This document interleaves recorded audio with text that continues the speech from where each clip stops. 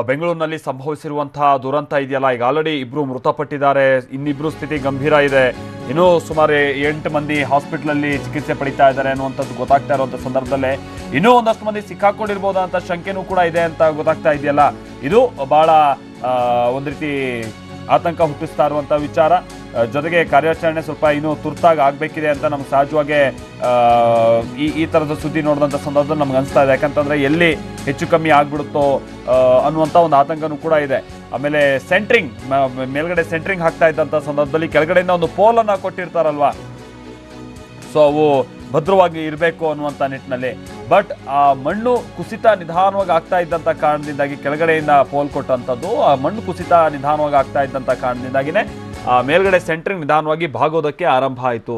ಆ ಕಾರಣದಿಂದನೇ ಹೀಗೆ ಅನಾಹುತ ಸಂಭವಿಸಿ ನಾವು ನೋಡ್ತಾ ಇದೀವಲ್ಲ, ಆಲ್ರೆಡಿ ಕಾಂಕ್ರೀಟನ್ನು ಸುರಿತಾ ಇದ್ದಂಥ ಸಂದರ್ಭ, ಅದು ಸುರಿದು ಆನಂತರಲ್ಲಿ ವೈಬ್ರೇಟರನ್ನು ಇಟ್ಟು, ಸೊ ಅದು ಸರಿಯಾದ ರೀತಿಯಲ್ಲಿ ಕೂರೋ ರೀತಿಯಲ್ಲಿ ಎಲ್ಲವೂ ಕೂಡ ಕಾಂಕ್ರೀಟ್ ನೀಟಾಗಿ ಕೂರಬೇಕು ಅನ್ನುವಂಥ ರೀತಿಯಲ್ಲಿ ಒಂದು ಕೆಲಸ ಕಾರ್ಯಗಳು ನಡೆಯುತ್ತವೆ.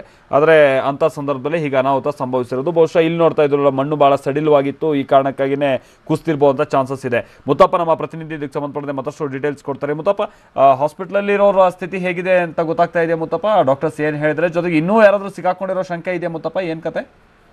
ಮಾಲ್ತೇಶ್, ಏನಂದ್ರೆ ಸುಮಾರು ಬೆಳಗಿನ ಜಾವ 4 ಗಂಟೆ ಸುಮಾರಿಗೆ ಈ ಒಂದು ಘಟನೆ ನಡೆದಿದೆ. ಈ ಘಟನೆ ನಡೆದಂತ ಸಂದರ್ಭದಲ್ಲಿ ಇಬ್ಬರು ಸ್ಥಳದಲ್ಲೇ ಮೃತಪಟ್ಟಿದ್ದು, ಅವರ ಮೃತದೇಹನ ಕೆಸಿ ಜನರಲ್ ಹಾಸ್ಪಿಟಲ್ಗೆ ಶಿಫ್ಟ್ ಮಾಡಲಾಗಿದೆ. ಅದರಲ್ಲಿ 8 ಜನರಿಗೆ ಗಂಭೀರ ಗಾಯಗಳಾಗಿದ್ದು, ಇಬ್ಬರ ಸ್ಥಿತಿ ತುಂಬಾ ಚಿಂತಾಜನಕ ಇದೆ ಅಂತ ವೈದ್ಯರು ಕೂಡ ಹೇಳ್ತಿದ್ದಾರೆ. ಹೀಗಾಗಿ ಅವರ ಸ್ಥಳೀಯ ಒಂದು ಖಾಸಗಿ ಆಸ್ಪತ್ರೆ ಕೂಡ ಈಗ ರವಾನಿಸಿದ್ದು, ಹೆಚ್ಚಿನ ಚಿಕಿತ್ಸೆಗಾಗಿ ಅವರನ್ನ ಏನು ಕೆಸಿ ಜನರಲ್ ಆಸ್ಪತ್ರೆ ಪಕ್ಕದಲ್ಲಿರುವಂತಹ ಒಂದು ಖಾಸಗಿ ಆಸ್ಪತ್ರೆಗೂ ಕೂಡ ಈಗ ಸೇರ್ತಿದ್ದಾರೆ. ಜೊತೆಗೆ ಇಲ್ಲಿರುವಂತಹ ಏನು ಕಾರ್ಮಿಕರು ಹೇಳುವಂತಹ ಪ್ರಕಾರ ಒಟ್ಟು 25ಕ್ಕೂ ಹೆಚ್ಚು ಜನ ಅಲ್ಲಿ ಸ್ಥಳದಲ್ಲಿ ಕೆಲಸ ಮಾಡ್ತಾ ಇದ್ರು. ಏಕಾಏಕಿ ಆ ಒಂದು ಕಾಂಕ್ರೀಟ್ ಕೆಳಗೆ ಬಿದ್ದಂತಹ ಸಂದರ್ಭದಲ್ಲಿ ಕೆಲವರಿಗೆ ಗಾಯಗಳಾದ್ರೆ, ಇನ್ನೂ ಬಹಳಷ್ಟು ಜನ ಆ ಒಂದು ಕಾಂಕ್ರೀಟ್ ನ ಕೆಳಗಡೆ ಸಿಕ್ಕಿ ಹಾಕೊಂಡಿದ್ದಾರೆ. ಅವರು ಏನು 20ಕ್ಕೂ ಹೆಚ್ಚು ಜನ ಆ ಒಂದು ಕಾಂಕ್ರೀಟ್ ನ ಕೆಳಗಡೆ ಇದ್ದಾರೆ ಎಂಬ ಒಂದು ಮಾಹಿತಿಯನ್ನು ಕೂಡ ಕೊಡ್ತಾ ಇದ್ದಾರೆ. ಹೀಗಾಗಿ ಇನ್ನೂ 20 ಜನ ಆ ಒಂದು ಕಾಂಕ್ರೀಟ್ ಅಂದ್ರೆ ಆ ಬಿಲ್ಡಿಂಗ್ ನ ಅವಶೇಷಗಳ ಅಡಿಯಲ್ಲಿ ಇನ್ನೂ ಸಿಲುಕಿರುವಂತಹ ಒಂದು ಶಂಕೆ ಕೂಡ ಈಗ ವ್ಯಕ್ತ ಆಗ್ತಾ ಇದೆ.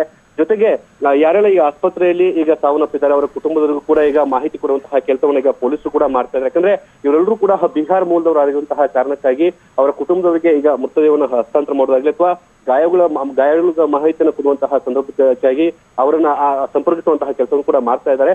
ಜೊತೆಗೆ ಇಲ್ಲಿ ಕಾಂಟ್ರಾಕ್ಟರ್ ಅವರ ವಿರುದ್ಧವಾಗಿ ಈಗ ಕಾರ್ಮಿಕರು ಮಾತಾಡ್ತಾ ಇದ್ದಾರೆ. ಯಾಕಂದ್ರೆ ಬೆಳಗಿನ ಜಾವ 4 ಗಂಟೆಗೆ ಇಂತಹ ಕೆಲಸ ಮಾಡ್ತಾ ಇದ್ರು, ಕತ್ಲೆಯಲ್ಲಿ ಕೆಲಸ ಮಾಡೋಕೆ ಆಗ್ತಾ ಇರಲಿಲ್ಲ, ನಾವು ಬೇಡ ಅಂದ್ರೂ ಕೂಡ ನಮ್ಮ ಕೈಯಿಂದ ಕೆಲಸ ಮಾಡಿಸ್ತಿದ್ರು ಅನ್ನೋ ಮಾಹಿತಿಯನ್ನು ಕೂಡ ಇಲ್ಲಿರುವಂತಹ ಕಾರ್ಮಿಕರು ಕೊಡ್ತಾ ಇದ್ದಾರೆ.